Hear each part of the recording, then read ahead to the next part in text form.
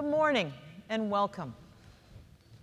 This is a critical juncture for our industry as we work to meet generational demand growth and to build a reliable, resilient grid for today and tomorrow. As we all know, AI, data centers, and reshoring of manufacturing are creating new and exciting opportunities for electric companies, with demand the highest that we have seen since the post-World War II era. At the same time, companies such as Oracle are helping us use AI in innovative ways to improve our own businesses. These partnerships between our industry and the technology sector have never been more important as we work together to meet customers' new and evolving needs while supporting national security and economic competitiveness. While we, as energy providers, power society and the transformation of our society, it is many of our companies and those of us in the room who rely on Oracle software to engage our customers, to run our operations, to manage our workforces, and to keep score by reporting our financial results. I'm pleased to be joined this morning by someone whose company has a long history of working with my company, Portland General Electric, and with so many of us in this room, Safra Catz. Safra is the CEO of Oracle Corporation and one of the most prominent global tech leaders. Under Safra's leadership, Oracle has been at the forefront of technology transformation and cloud computing and artificial intelligence. Like many of our companies, Oracle has pivoted its business to meet the AI era. Safra, welcome. Safra, Oracle has been around for almost 50 years, and you have been an executive since you joined the company in 1999. In the face of constant change, what are the keys to Oracle's ability to adapt, evolve, and your success? Well, first, thank you, Maria, and thank you all of you for having me here. It is a true privilege to be talking with you, and especially at this incredibly exciting moment. The North Star for us has always been our customers. How do we make them successful? I always say, because what we make is invisible, and you too, the real joy for us comes in the success of our customers. And when you're always focused on meeting their needs and trying to think about what their needs will be, while understanding your own capabilities, that means you're constantly changing. The one thing that doesn't change is that things change all the time. And especially in this industry at this moment. And I liken it to being in a perfectly lit room and you think everything is normal and everything is just the way it's been for a while, and then a spotlight shines on you. And at that moment, and that is the energy industry right now, that is all of you, because for us, we have focused on many, many, many industries, but this sector in particular has always been its own sector with very specific and critical needs. Highest security needs, highest performance needs, and as you know, when you have a problem, the country has a problem. And that level of responsibility is something we shoulder. And so as long as we focus on making sure that we have a robust, resilient, and ultra-capable systems for you to have the best information and to have the most security, then we're focused on your needs, and those needs, as they go up, that's our job. So a significant part of Oracle's success comes from its strategic focus on enterprise software. You're just talking about the need for security and the responsibility that all of us have as electric providers. You also serve other industries, banking, healthcare, and of course, our own. And as security issues and technologies continue to evolve, what changes do you see coming in the future, and what changes do you envision for all of us in this room?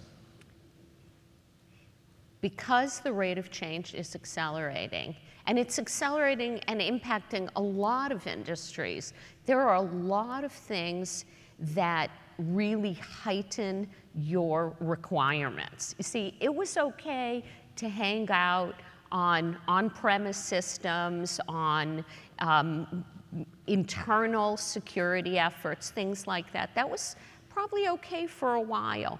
But in this period, you absolutely must benefit from multiple things. One, the economies of scale of cloud technologies, okay? Because to really benefit, to really reduce your costs, you have to share, and you have to invest in many ways. Let us invest in the systems so you can do more with those resources than running your own back offices. You need those resources. You need to be a lot more economical on those uses and more performant.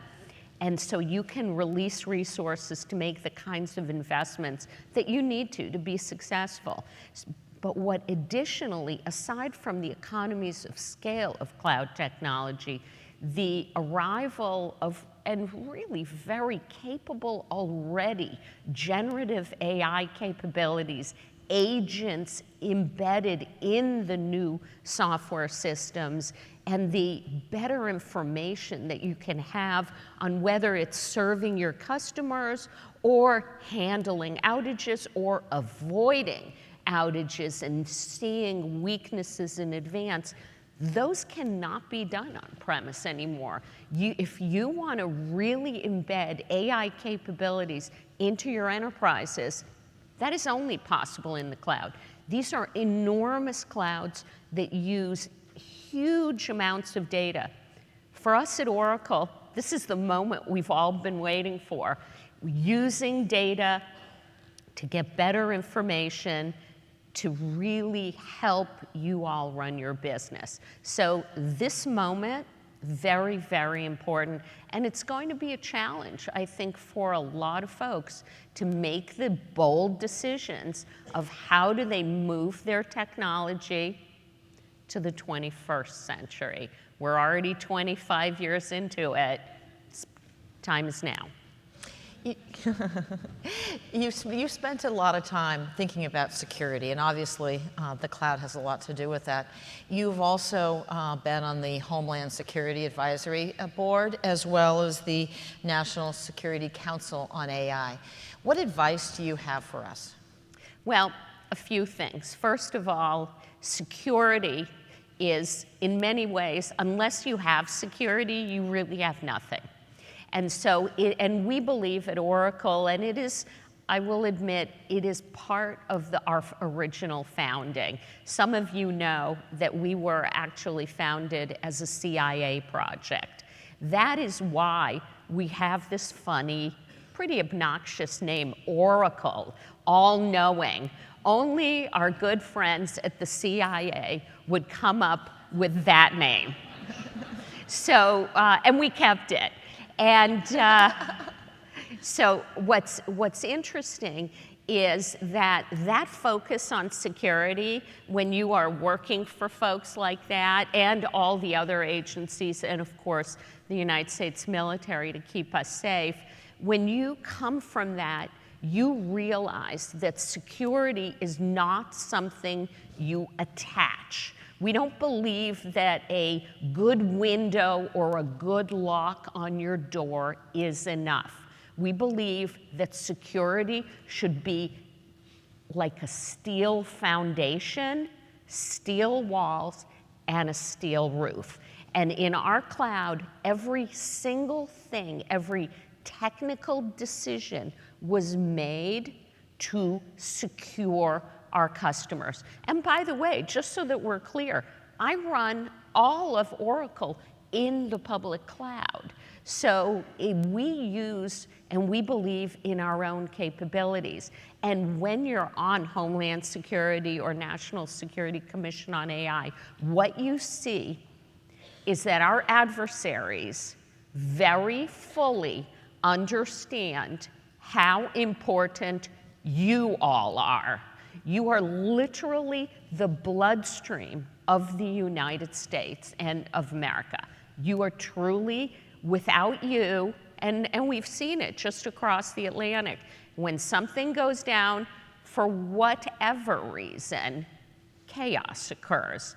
And our adversaries are, in fact, often lying in wait.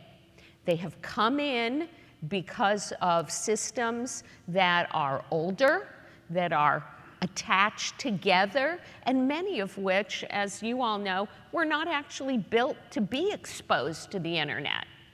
And so all you need is one patch not made, one window slightly ajar, or even just unlocked, and they are with you. And they can be with you for years. You often don't discover it until either by error or when you move off and you realize, wow.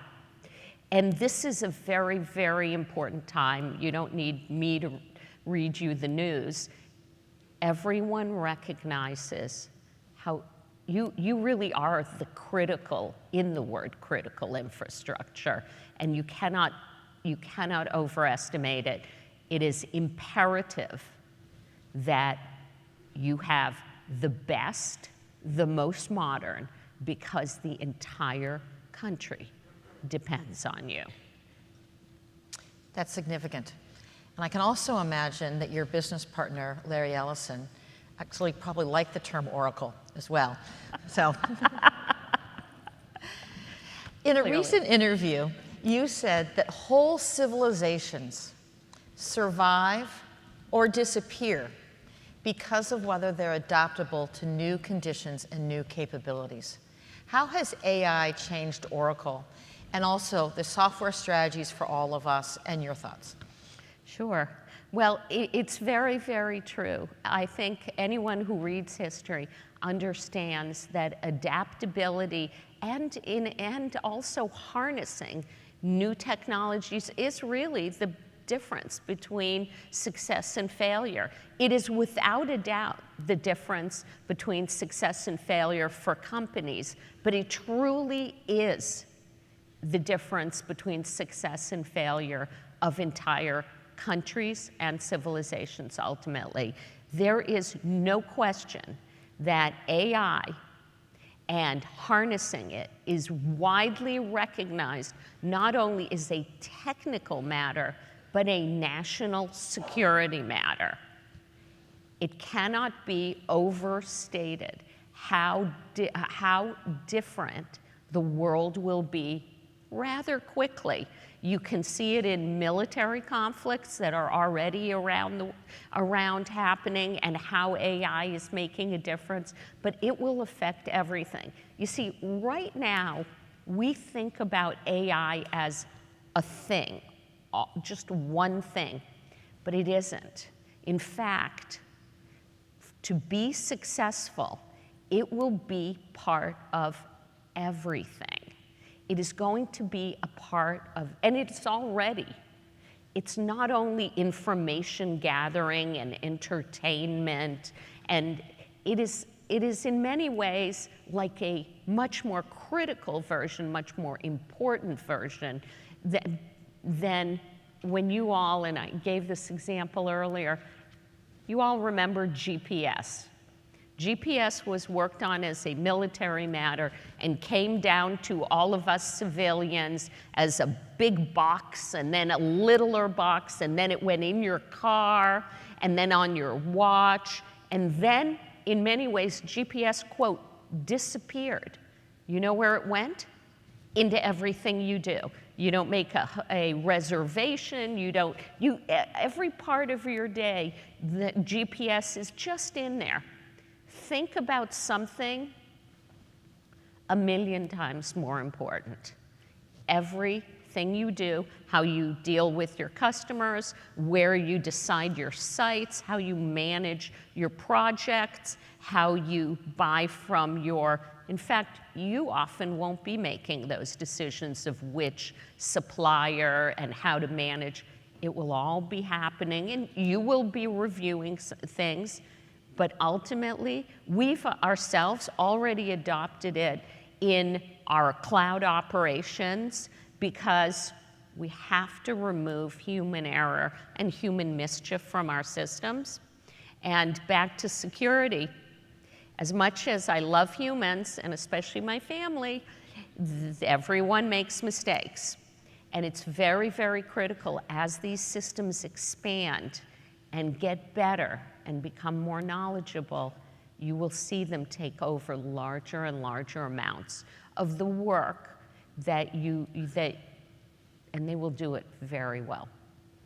So you lead a $60 billion company in revenue. It's growing quite rapidly, almost 50 years old. That's actually young for many of our companies here. Talk a little bit about how you drive innovation through Oracle and advice you'd have for us as infrastructure providers, particularly in a time when we're asked to do so much more than we have over the last 10 or 20 years. This is the test. It is literally right now. You are deciding your future right now. You are going to be asked to take more risk. You are going to be asked to move more quickly, and you are going to be asked to invest a lot more. First of all, I think if we meet back in a decade, there's going to be a whole different group. Some of you are going to understand, and probably many of you, most of you, are going to understand that you have to do a lot more. And you have to find in your organizations two things. One, ways to spend less on things that are not the things that make you different, and find those resources to invest them into areas that are going to be critical. And I think the difference is ultimately going to come down to leadership and partnership. And both of those are going to have to be strong.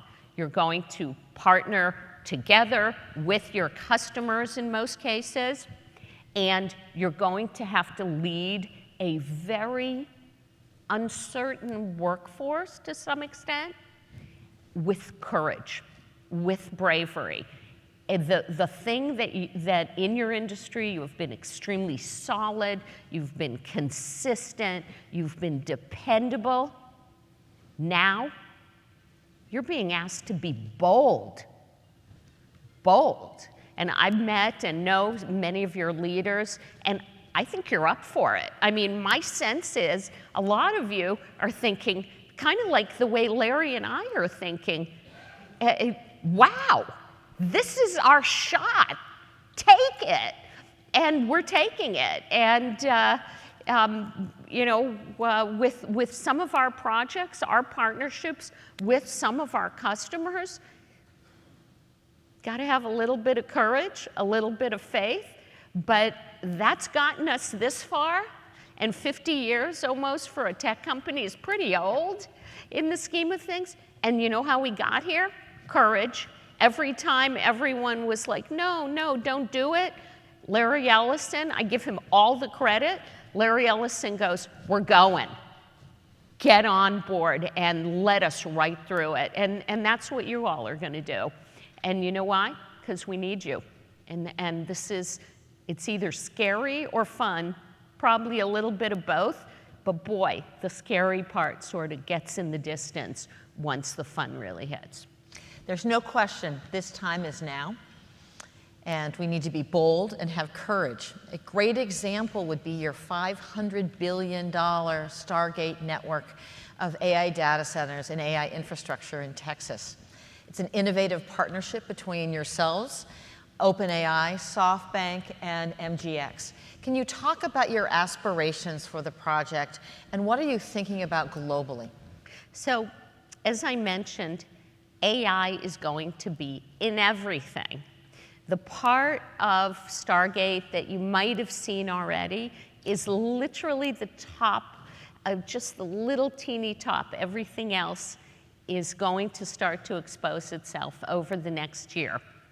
The reality is that as AI is in everything, and it is in fusion with already over 100 agents in our industry applications, as it permeates everything done, the capability to both learn, that's training, and inferencing, the second part of this, that is all going to roll out for OpenAI in our cloud, in Stargate.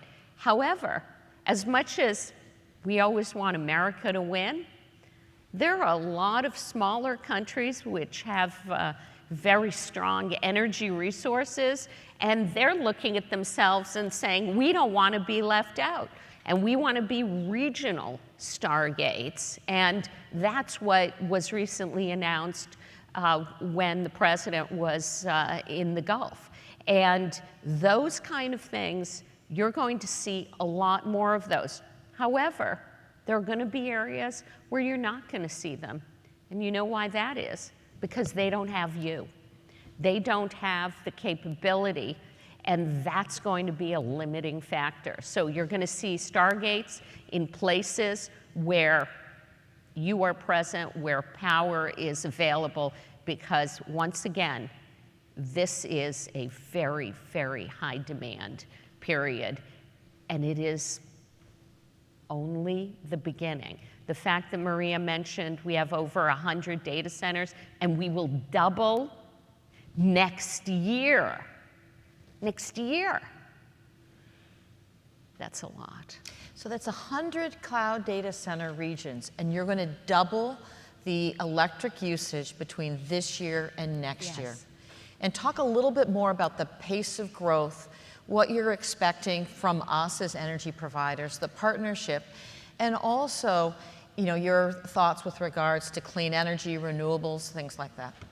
Well, many of you have really led the way in clean energy, and it is absolutely critical that you work in a way that is ultimately the most reasonable to both minimize the impact on the environment, but maximize capability and availability.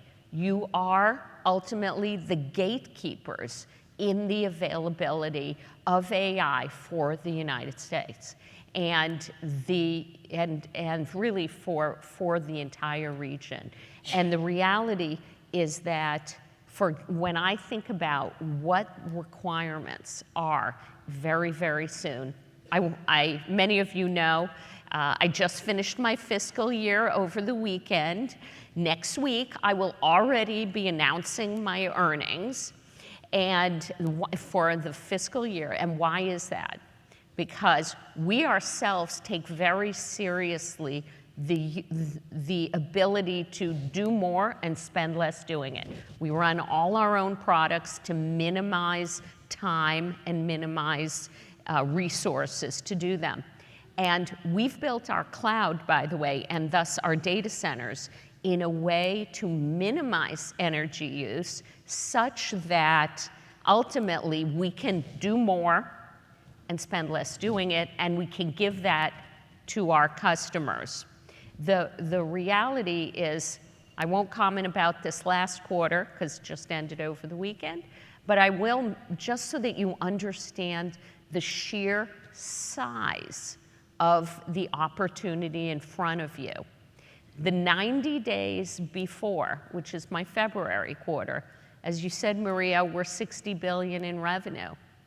We signed $49 billion in contracts for the future. And that's just the beginning. So understand, we're going to be looking to all of you to be able to help us provide that. So it is a situation where it's not that we're growing at a simple rate.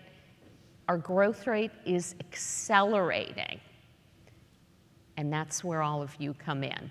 And partnering with you, we want to be very, very open with you, very transparent about our needs, and work with you in true partnership in making sure that's available for our customers' use.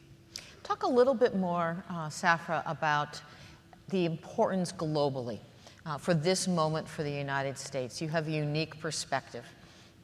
Well, we are in a position to truly lead because we have both the capabilities all of you provide and we have the technology leadership. Once again, the United States has the technology leadership and we will not squander it. There is no question the demand for the capabilities of US companies is enormous. Yes, there are some small players around the world, but they are dwarfed, literally dwarfed, by the innovation and capability of US tech companies in particular. And this is a moment where our strength can be truly, truly directed towards really improving things for around the world. In this particular administration, by the way, there is no question there is an openness to advancement. There is actually an interest, whether it's the Department of Energy or the Department of the Interior, for your industries. This is a very open hand. They're listening and open ears for direction for what it is, because they also understand the importance of this sector.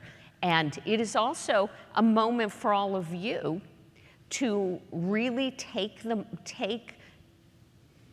step you've been probably hesitant or waiting to take, which is it is critical that you yourselves are using the most modern technologies, because you need to, as I said, spend less and do more all at the same time.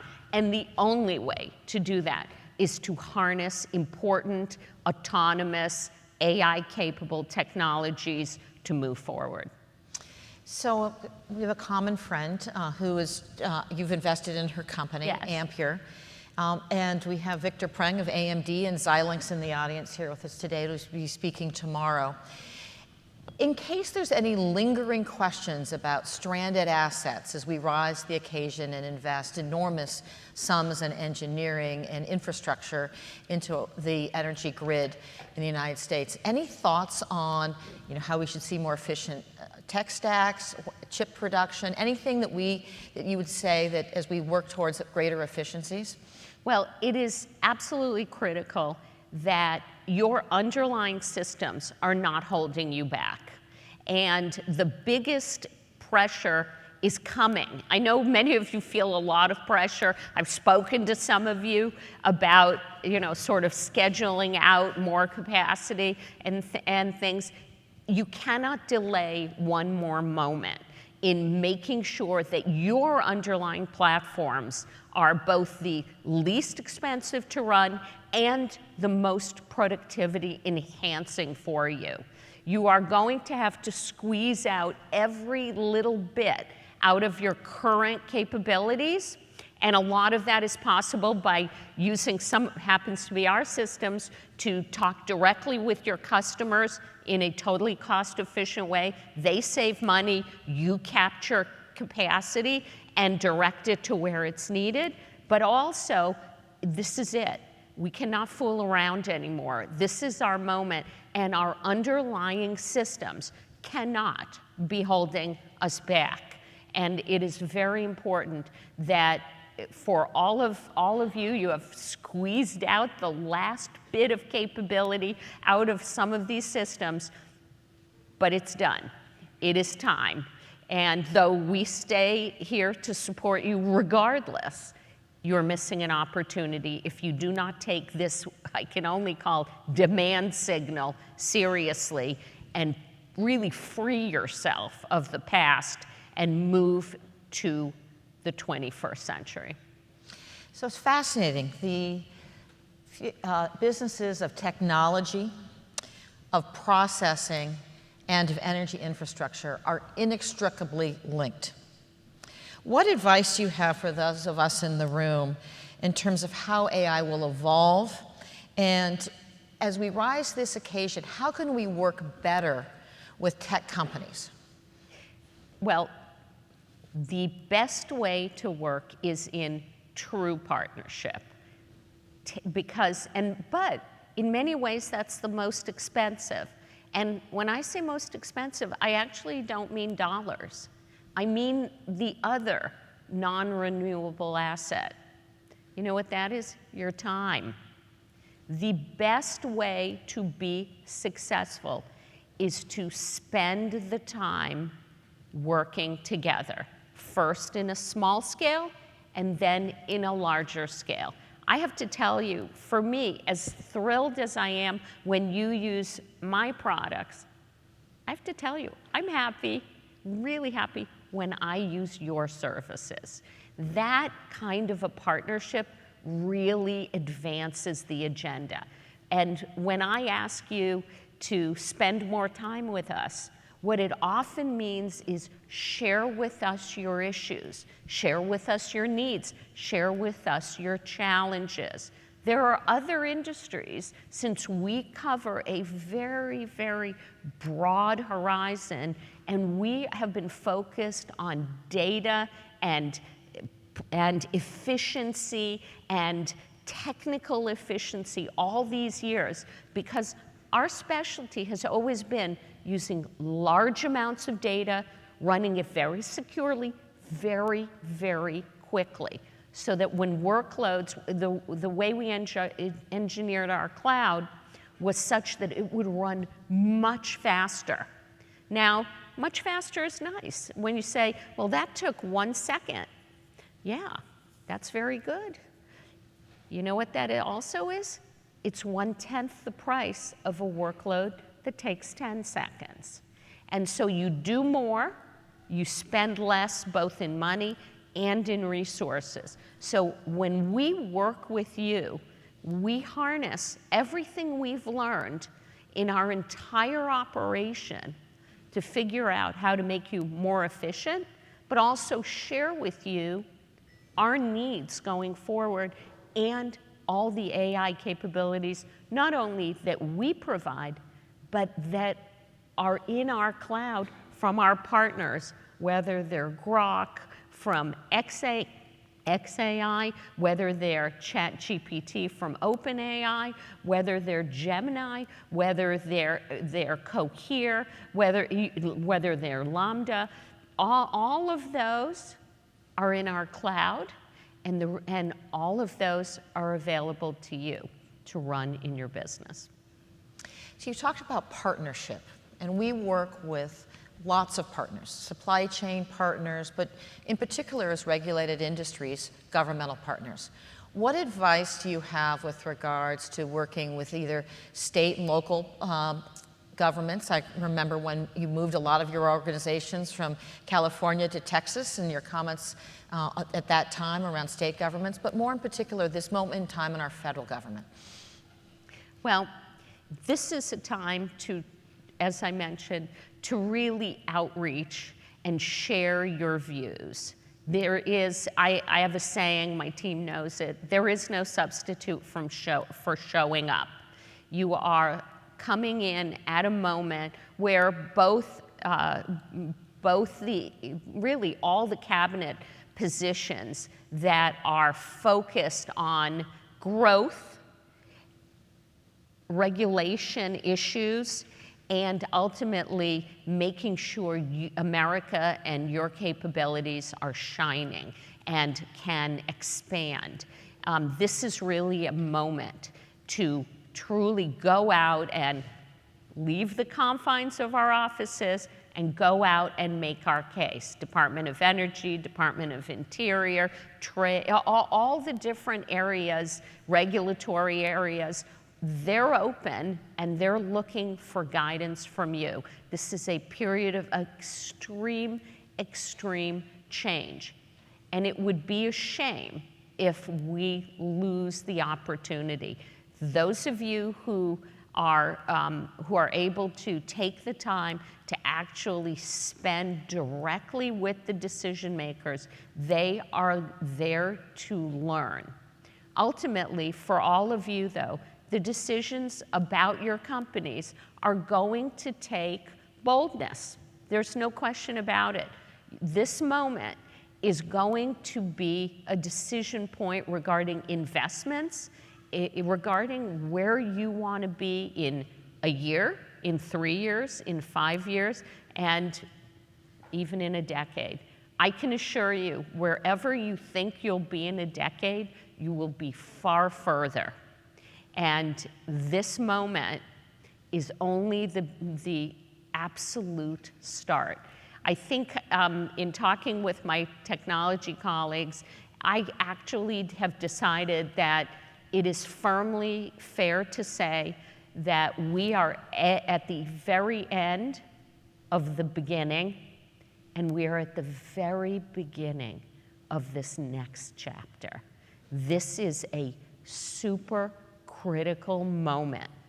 And it is, in the sports analogy, everyone needs to get on the field and really move this forward. Because you're going to hear from me, you're going to hear from my competitors, you're going to hear from all my partners. Nearly every one of my competitors is, in fact, an Oracle partner. Oracle Cloud is in Azure, GCP, and AWS. And let alone understand, we are also in many of our customers. This is a period where using the best technology is going to make a difference, but ultimately, success and failure is often not just technology. It's about sociology. It is about leading and bringing your organizations forward. And if you have to decide, should I make that extra trip to Washington or to Austin or to wherever, just say yes. Yes, do it. This is that moment. And that's really, if it's one little additional reach for it. The reward is right there. That's great advice. Showing up. This is an industry known for showing up and an industry known for partnership. So we appreciate the partnership with you and the entire tech industry on areas that are somewhat controversial, citing and other things that our society is going to have to wrestle with at a very different level than we have wrestled with in the past. So, Safra, if you were a CEO of a tech company, and if you were a CEO of an electric company, what differences would you see between those two? And what advice do you have for us as CEOs of electric companies? Okay. I have to tell you, we are so inextricably linked with you right now that I do feel like I'm kind of in your shoes with you. And the reality is, as a almost 50-year-old tech company, you do kind of have the temptation to just kind of slow it down and rest on your laurels. It really does happen. Our database has more market share than everyone else combined, has for decades. Many of our competitors have basically decided that they're just going to take small niches, and ultimately, it's very, very tempting to rest on our laurels. So many of you are so incredibly successful, also tempting to rest on your laurels. Can't do it, though. This is a moment. You're now. And if I were, I would be literally looking at opportunities to expand. You have to understand, and I know you do, the massive responsibility on your shoulders. Your ability to provide the power necessary for this next jump in technology capability that we are just now seeing. Your ability to meet the demand as it continues to go up, that's going to make the difference between success and failure. It's now. I know many of you are actually pretty excited about this. Some of you might be a little scared about it. I get it. Imagine how I feel signing billions of dollars in contracts myself. But I know it's here. And there's no question. We're seeing it already. And this moment, you've got to take your heads up a little and look into the future. This is America's moment. This is the moment for all of our technology and our technology working with you all together. This is not like a hype or a this or, no, folks. This is happening. It has already happened. It's billions, ultimately trillions of dollars of investment coming. And we've got to be in a position to keep doing more and keep an eye on our costs, making sure we spend less as we can and release resources for those investments. So Safra, thank you so much for your words of advice to us. Do you have any last thoughts before we conclude? Other than this is our moment now? Yeah, I have one thought aside from yes. Thank you. I want to thank you. I know what a privilege it is to be sitting in front of you. In fact, we have partnered with many of you for years, for decades. And I want to thank you because I know that we shine at Oracle in reflected glory, and we are so grateful both for the partnership with you and the time you have spent with us to help make our products and services better. I want to thank you all. I want to thank you for having me here, and thank you, Maria. It has been a true privilege to be with you. Safra, thank you. And thank you all for our morning time. The insights you've given us are remarkable. Please help me in thanking Safra Catz. Thank you.